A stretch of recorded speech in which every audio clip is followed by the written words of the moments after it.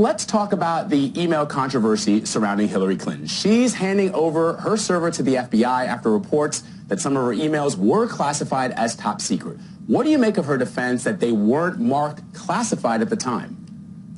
There is no excuse for a Secretary of State using a private email server and deciding which emails she's going to keep and which she's going to destroy. There's no excuse.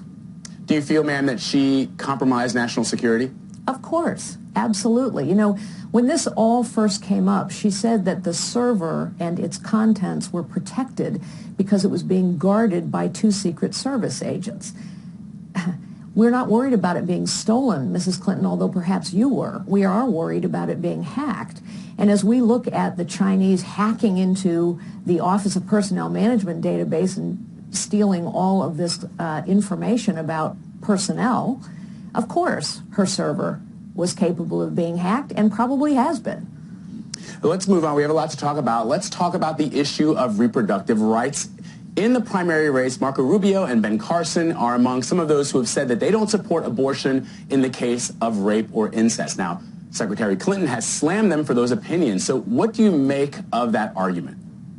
We know Mrs. Clinton is someone who supports the Democrat policy, which is it's not a life until it leaves the hospital.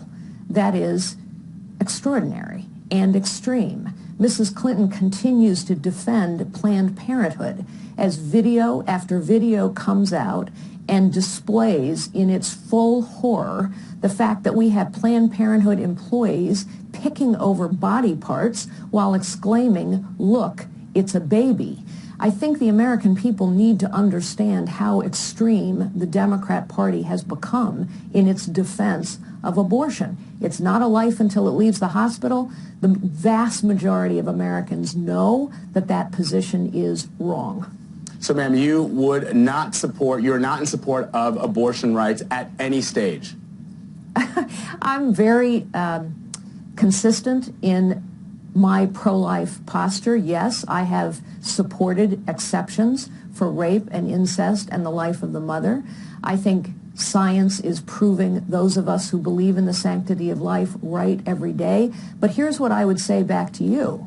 The majority of Americans, the majority of women, the majority of young people now believe that abortion for any reason at all after 5 months, 20 weeks, is wrong. So the Democrats are on the wrong side of this issue now. The majority of Americans believe that abortion for any reason at all after 5 months is wrong. And so the Senate should pass a bill sitting on the floor today that begins to restrict someone's ability to have an abortion after 5 months. And Planned Parenthood should be defunded immediately, and it is inexplicable to me how Democrats like Mrs. Clinton can continue to defend this organization. Well, the question, I guess, ma'am, is Republicans seem to have difficulty navigating women's issues. That's happened in the past. It seems to be happening now. Why is that? I disagree fundamentally with the premise of your question. Democrats want it to be true. Democrats always are talking about the war on women. Look, I'm a woman. I find it highly insulting that Democrats talk about women's issues. We are more than half the nation. Every issue is a woman's issue. We care about national security, about education, about health care, about the economy. Every issue is a woman's issue. We are half the nation. But back in 2008 and 2012, ma'am, the GOP lost the women's vote by almost double digits. So what is it a perception issue? You know, there is no question that the Republican Party needs to win with many groups that in 2008 and 2012 we lost with. We lost with women, we lost with young people, we lost with African Americans in 2008 and 2012. That's why we lost a presidential election. On the other hand, if you go into the state houses and look at how many governorships Republicans hold or how many state houses we hold, what you'll find is Republicans are winning with all those same groups. What we now need to do is win with women and young people and Hispanics and African Americans as well at a national level, and it is one of the things that makes me so optimistic about my chances as a presidential candidate in 2016. Well, let's talk about the frontrunner right now, Donald Trump. Last night, he said on Fox News that he cherished women. He defended Planned Parenthood. He told Sean Hannity that Planned Parenthood, quote, does good things that have nothing to do with abortion. He argued that the organization helps a lot of women and that abortion is just a small part of what they do, but you don't agree with that.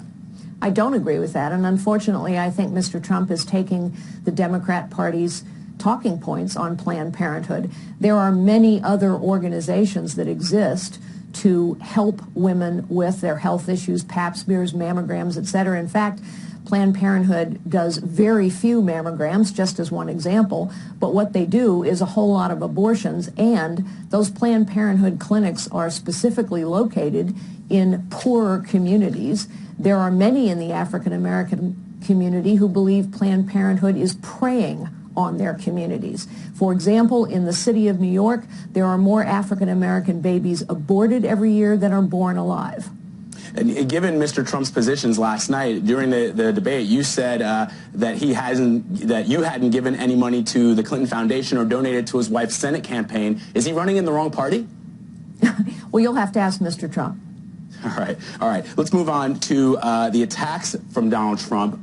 Following the debate as well, you said that women of all kinds are horrified by Donald Trump's statements about women and that presidents can't be so thin-skinned. In response, Mr. Trump criticized you on Twitter, writing, if you listen to Carly Fiorina for more than 10 minutes straight, you develop a massive headache. But he's still leading in the polls. What's your take on all this?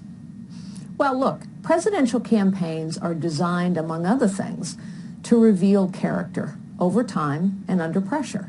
And I think over time and under pressure, various candidates' character is being revealed, and that's for the voters to sort out. Before the other debate, the non-marquee event, you, of all the other candidates, didn't criticize the way that the formulation was made to have that second debate. You said you wanted an opportunity to talk to the American people, and clearly you were able to do that because your numbers are on the rise. Well, going into that debate, look, I don't complain about things I can't do anything about. I couldn't do anything about the way Fox News set the rules, so why bother complaining about it? But it also was an opportunity for me because going into that debate, less than 40% of Republican voters had ever heard my name. Because I'm not a professional politician and because I'm not a celebrity, I have the lowest name ID in the field. And so this was an opportunity for me to introduce myself to the American people. And now that more of the American people know who I am, it gives me an opportunity to talk with them about what I will do. Such an interesting discussion, Carly Fiorina. Thank you so much for being with us today. We really appreciate it. It's my pleasure. Thank you for having me.